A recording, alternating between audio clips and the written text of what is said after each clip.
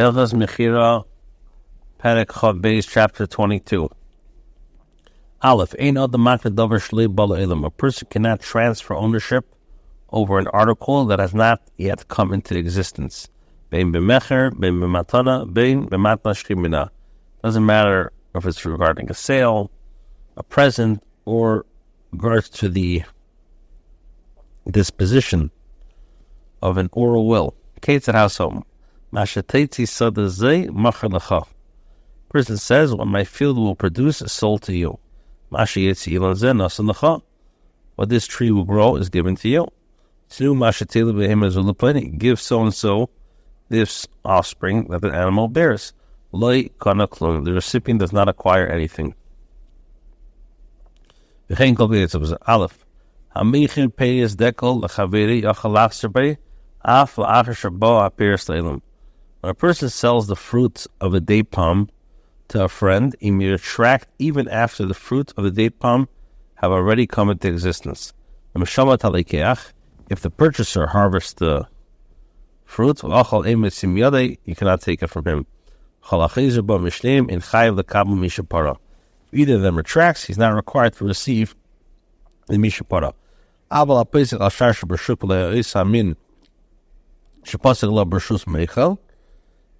A person sells produce at the market price, although the seller was not in possession of the type of produce. The seller is obligated to purchase the amount of produce he pledged and give it to the purchaser. And if he retracts, he receives mishapara.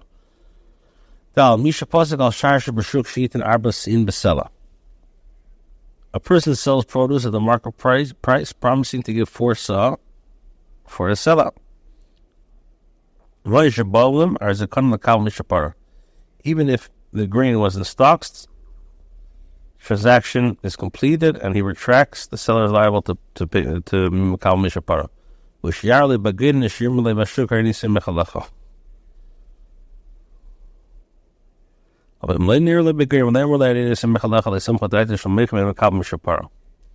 Now, so the seller is liable to receive Mishapara, provided either, number one, he made it tonight, the seller shows the purchaser that he possesses grain in the stores, or the purchaser tells the seller in the marketplace, I am relying on you. If the purchaser did not tell the seller, I am relying on you, the seller is not consider this to be a firm agreement, and he's not required to receive mishapara.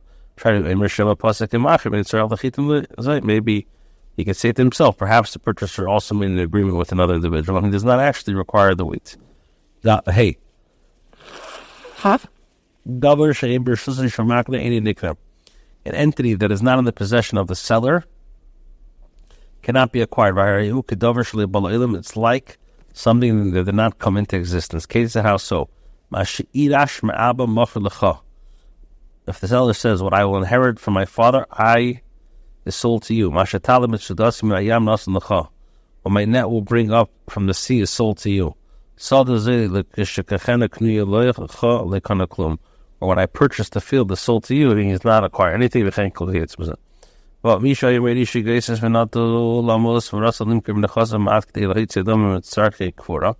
a person was on his deathbed, and the Yiddish desired to sell some of the dying person's property to spend the money for the sake of the burial, so since the Chachamim made a takana, that if the Yiddish is going to say, what I will inherit from my father today is sold to you, Allah is the sale is binding, and that's what it is. Because since the son is poor, if he's forced to wait until his father dies to sell the property, the mace will remain unburied, and this is a disgrace. Similarly,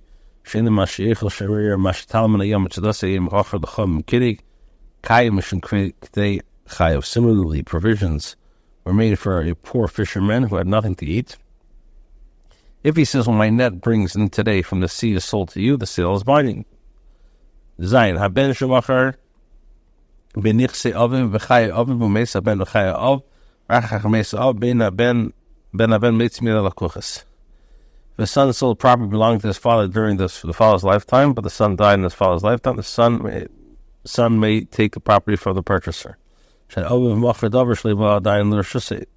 Father sold something that has not entered the domain. And Imtsa the Chosim Rishus Aviv is the Yish Aviv. Chinkel gets was Ches. Mishnasa Karka Matan Lachavin Nasal Al Gabe Mea Dinar. Person gave a friend landed property at a president. Together they gave 100 dinarim. There's Kivin Shazach of Soda Zach of dinarim. Immediately dinar in Machav Nasanis and Little Matana dinarim. Ashav Azich and Raya Shayla Zed dinarim based on Matana. But what deal is Sharmatal Shamakam Dover Isam Malakaka? We mean Rishus Hamecher and Nisa Kanashin and the Makam Dover Sliver in Rishus. Test me surely because of Miad Achar is a Maklev Mecham Matana. When a person has entrusted an object to a friend for safe keeping, he may transfer ownership over it either through a sale or through a gift. And as far as that it's an entrusted object in the domain of the owner, and we operate under the chazaka, that the entrusted object continues to exist. And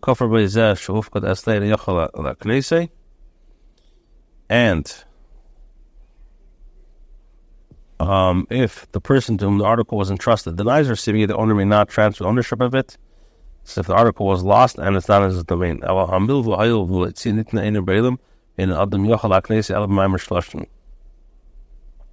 right to a loan, since a loan is given with the intent that it's to be spent, it cannot be transferred except through a Maimer Shloshten.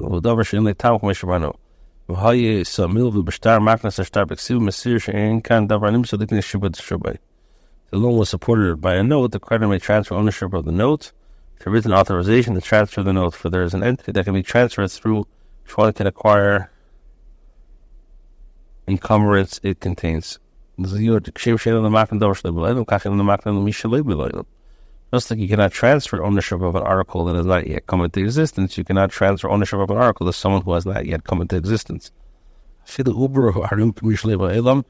Fetus is considered like someone who didn't come into existence. From person who wants to mizakar for the Uber is like kind of forever the fetus is the person's son. This transaction is binding as far as that a person feels great closeness to the son.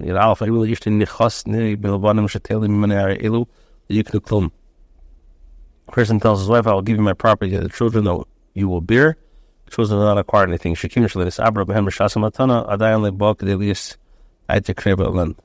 that the children has not yet reached that stage at which it could be said that a person feels great closeness to them. Yud Beis. When a person desires to transfer ownership of property to an animal, transfer is not affected at all. A person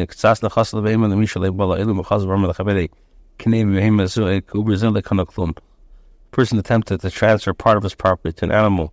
If a person does not exist and afterwards told a friend to acquire a share of my property as this animal does, then he doesn't acquire anything. If he tells him, you and this animal shall acquire my property, or you and this fetus, the person acquires half of the property. A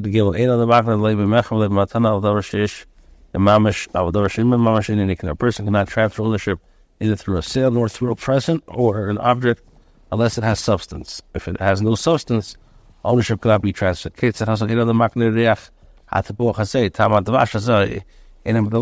person cannot transfer ownership over the smell of an apple, the taste of honey, the color of a crystal, the like.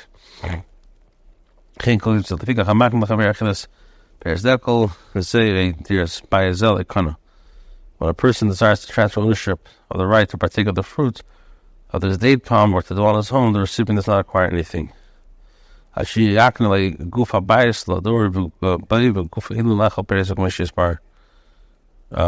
owner may transfer the house itself for the sake of the dwelling, or the tree itself for the purpose of eating its fruits. Tesvav. Din hektish for din aniyim din hadarim eini kedin hedit b'kinyasa shilu amar adam kol ma shetil behemti hektish lebedek abayis v'yeh aser alay atlin letzdak afabi sheini miskadish lefi sheini ba'il mar zechayel kaim dvarei. Now,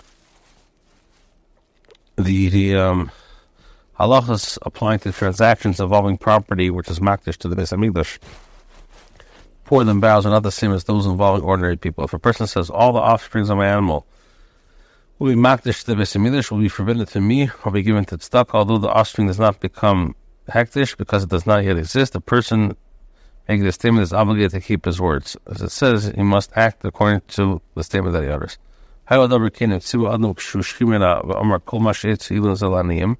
Since this is so, the person on his deathbed says, whatever this tree produces should be given to the poor, or the rent from this house should be given to the poor acquires these objects. There are Goyim who differ with the principle and hold that the poor acquires only in a similar manner to that of an ordinary person. They do not acquire an entity that does not come into existence. Person is not commanded to transfer ownership of property. He is, however, commanded to fulfill his pledges to tzedakah or to hekdesh, as a commanded to fulfill other vows, as explained in Arachin. Hilchos Mechira, chapter 23, Aleph. Makne Adam haguf leperesov, bein b'mecher, bein b'matana, and bein b'matna shchimena. A person can transfer ownership over a property itself with regard to the produce it yields, whether a sale, whether a present, or a shchimena. It's not considered like you're transferring ownership of an entity that has not yet come into existence.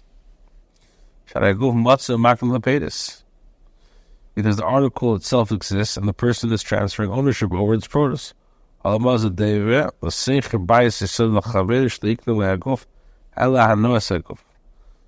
is this compared to? To a person who rents a house or a field to a friend, in which instance he did not transfer ownership over the property its entirely, but rather merely the right to the right benefit from it. Kate said also,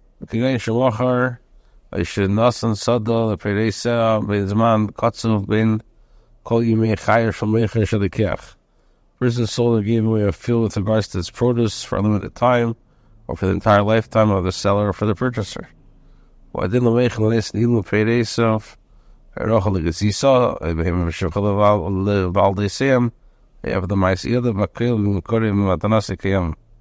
Similar rules apply to a person who sells or gives away a tree for its fruit, a sheep for its shearing, an animal or a maidservant for the offsprings, or a servant for his work. Sale of the present is binding. Is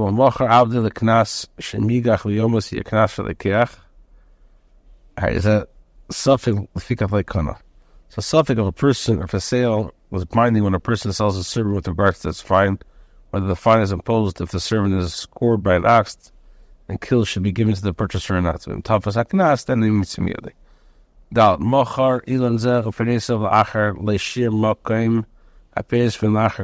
a person sells a tree to one person and its fruits to another, when making the first sale, he did not leave over the rights to the fruits. Therefore, the second purchase does not acquire anything. However,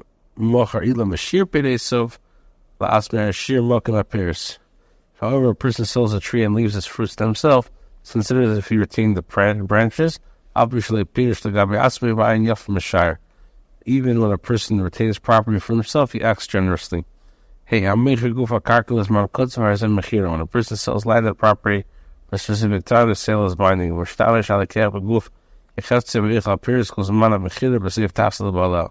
purchaser may use the body of the land as it desires and derive benefit from it throughout the duration of the sale.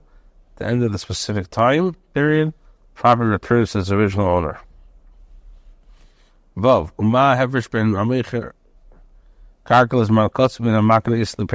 the difference between a person who sells landed property for a specific time and one who transfers ownership of it with regards to the produce? A person who purchases land with regards to his produce may not change the form of the land, he may not build, he may not destroy.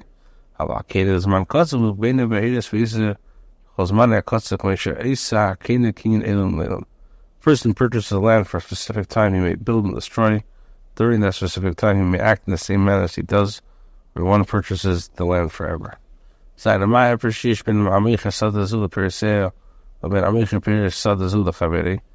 is the difference between a person who sells a field with regard to the produce it yields, and a person who sells a friend of the produce of a particular field?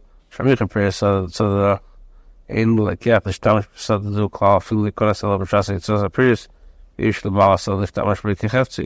a person sells the produce to a particular field, the purchaser has no right to use the field at all. He's forbidden even to enter except to take out the produce. The owner of the field may contrast, may do whatever he desires. A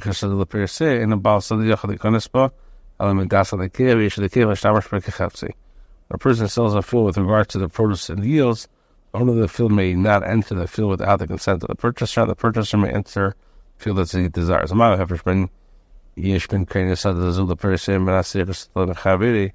the difference between a person who purchases a field with regard to the produce of the field and the person who rents a field from a friend?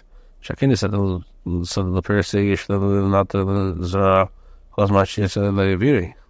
person who purchases a field with regard to the produce yields may plant trees or seeds within it whenever he desires, or leave it fallow. She's guarding the space. A renter does not have the right to sublet the property. When a person buys a property, he may, however, sell the rights to purchase another person. A person who sells the benefit to be obtained from a dovkot or the benefit obtained from a beehive is not considered like a davar shlei b'leil. Because he's not selling the doves that will be born or the honey that will be produced in the beehive. He's selling the dovkot with regard to the benefit it produces and the beehive. The seller can be compared to a person who rents a stream of water to a friend, in which instance the renter may derive benefit from everything he catches within it. He can shave as other periods and make a person sells a dovkot with regard to his benefits if he sold the tree with regard to its fruit. Such a person may derive all the possible benefits from the property. The owner of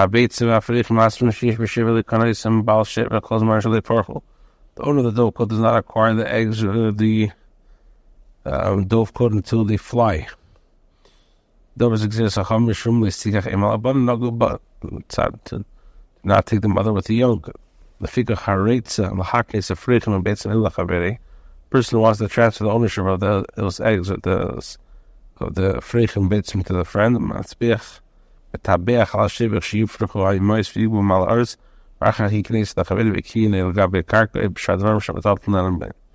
He should then transfer ownership of the dovkot to his friend by kinyan chalibin, and by virtue of the transfer of the landed property or another means of acquiring movable property. When a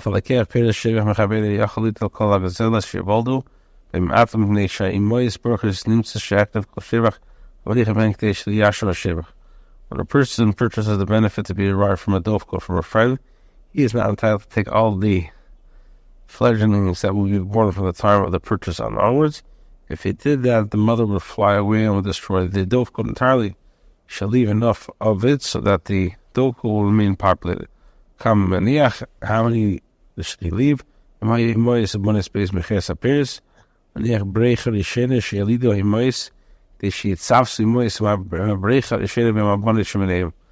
there were mother doves and females at the time he sold the benefit, he should leave the first pair the mother will bear.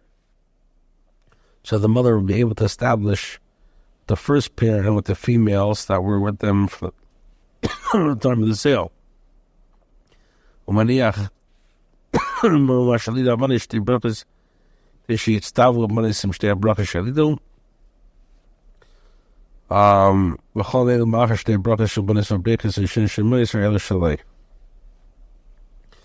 So you should leave two pairs from the daughters who were in the dovkot from the time of the sale bear. The daughters were able to establish with these two pairs that they bore. Offsprings are born after the first pair from the daughters, and the first pair of the mothers belong to the purchaser. A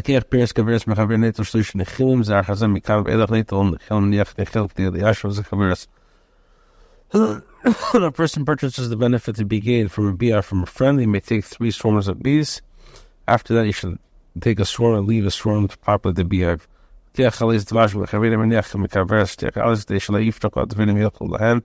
When a person purchases blocks of beehives from a friend, he should leave these 2 blocks in the view so that the bees do not fly away from the abandoned hive. So the person purchases olive trees from a friend to cut down as a lumber. He must leave 2 fistfuls of the tree above the ground for cutting. He purchases a wild fig tree that he may never cut down. He must leave 3 tvachim before cutting. If he purchases a wild fig tree that was cut down precisely, he must leave 2 things.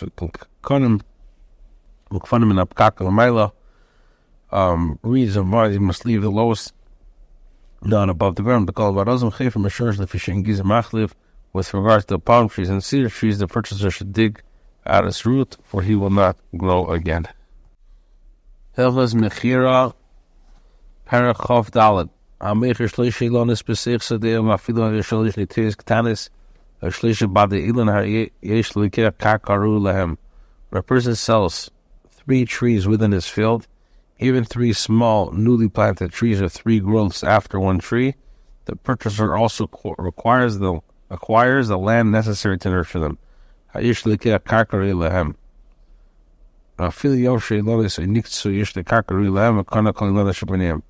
Even if the tree dries up or are chopped down, he still owns the land necessary to nurture them. Purchaser also requires all the trees between them. How much land is necessary to nurture them? The land beneath them, between them, and between them, in which a person picking fruit can stand together with a basket. The place in which a person is picking fruits can stand together with his basket may not be stolen by either the buyer or the seller unless the others agree. When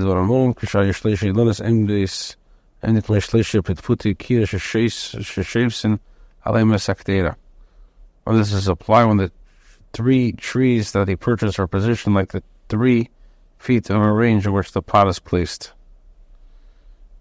2 parallel to each other, and the 3rd between them, but not at the line connecting them. Has to be at least 4 amas between each other and no more than 16. From where does he one measure? From the width portion of the trunk of the tree. Now,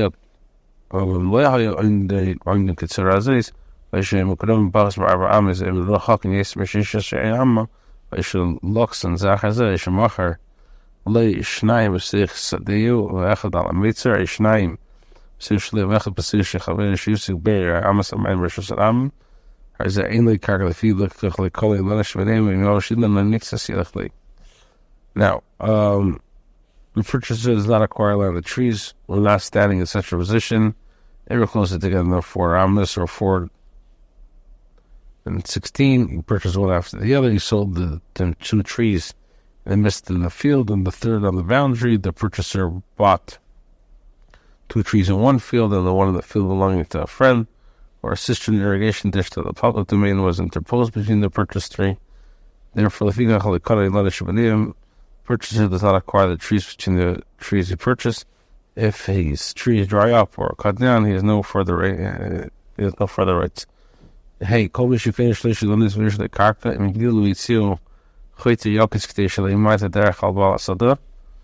whenever a person purchases 3 trees and therefore acquires land, if the 3 trees grow and a new branch emerges outwards from the trunk, they should be cut down, so as not to limit the passage of the owner of the field. All the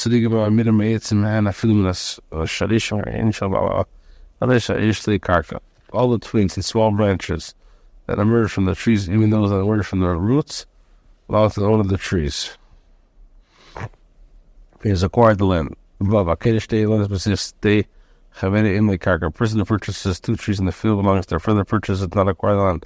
Therefore, if one of the trees dies or is cut down, he has no further right to the land.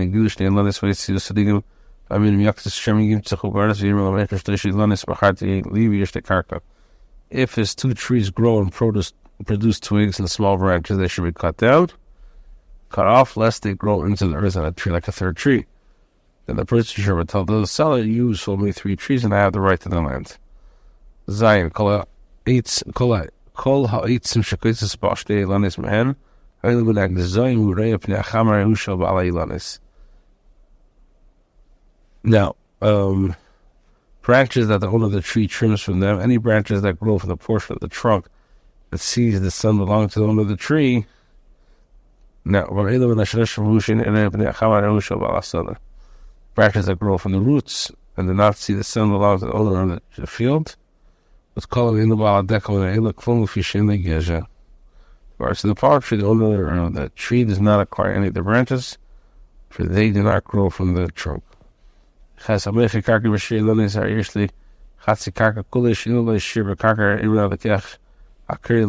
person sells land and property or retains rights to the trees, he also retains possession of half of the land. For he did not retain possession of the land, the purchaser will uproot your trees. If he retains the field of the two trees, he also retains possession of the carcass. For he did not retain possession of the land, the purchaser will uproot your trees. The person sells trees but retains possession of the land.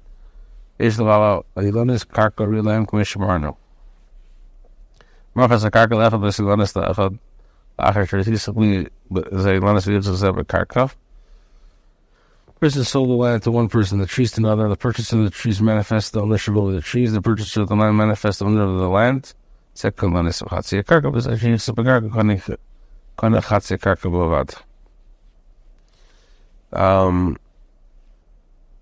the halacha is the purchaser of the trees acquires the trees and half of the land.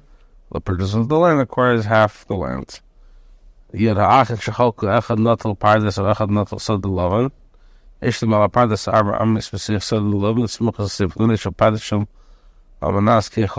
brothers divide inheritance, one taking an orchard and one taking a field of grain, the owner of the orchard receives 4 amras in the field of grain next to the orchard.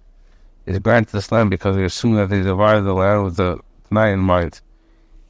It doesn't need to say explicitly because it's something that is well known.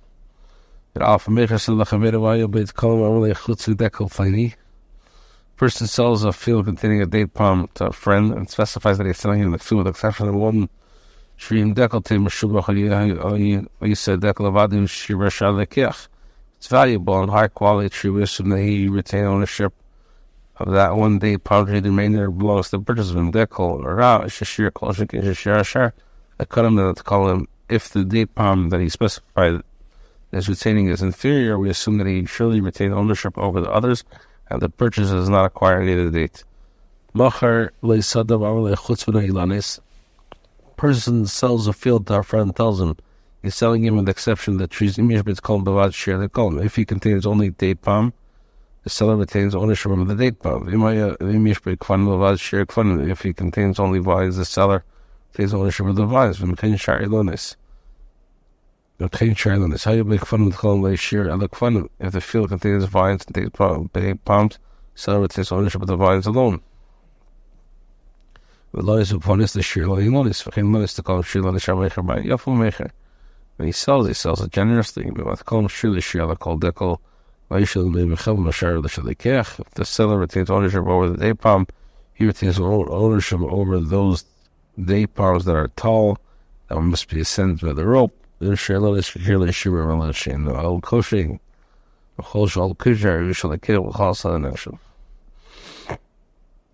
that can be bent by yoke belonging to the purchaser are considered to be part of the field.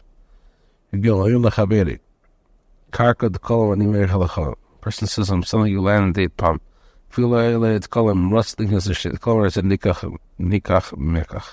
Even if there's no date palm on the land that was intended to sell, if he desires to transfer ownership to other date palms, the transaction is binding. The purchaser does not have the option of saying, I am purchasing only land that has date palms growing in it. If, however, the seller tells him, I'm selling the land with the date palm, so it's a good sale if at least has 2 date palms in the land. If not, it's considered mekach tois. If he says, I'm selling you land for date palms, and I need that date palms, especially in the case now that the land is fit to grow date palms.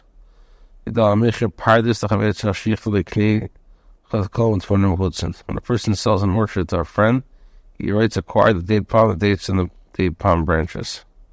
Though the purchaser acquires all of these entities, even when they are explicit, even when they are not explicitly mentioned in the deed of sale, mentioning them makes the wording of the document articulate. When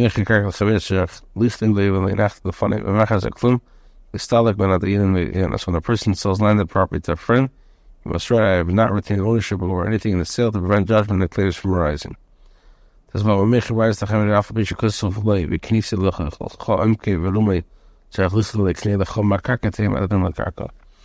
The person sells a house to a friend, even though he writes in the deed of sale, transfer ownership of his depths and its height, he must write them, acquire them from the ground of the earth, depths to the height of the sky. Height and depths of the property are not transferred, no specification is made.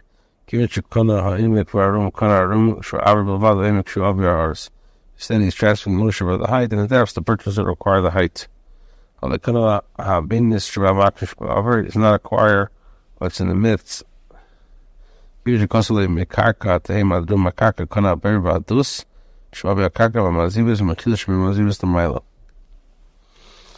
Whatever he writes from the ground of the earth's depths and the height of the sky, he acquires a water receptacle and a cistern that are in the midst of the earth and the pathway that are between the ceiling and the top of the building. When a person sells a home in the condition that the upper story remains his, he retains possession of that portion of the building. And if he desires to extend projections from it, he has the right. If he falls, he may rebuild it. If there was a third story built on top of the second and it fell, he desires to rebuild it, he may build it as if it was before it fell.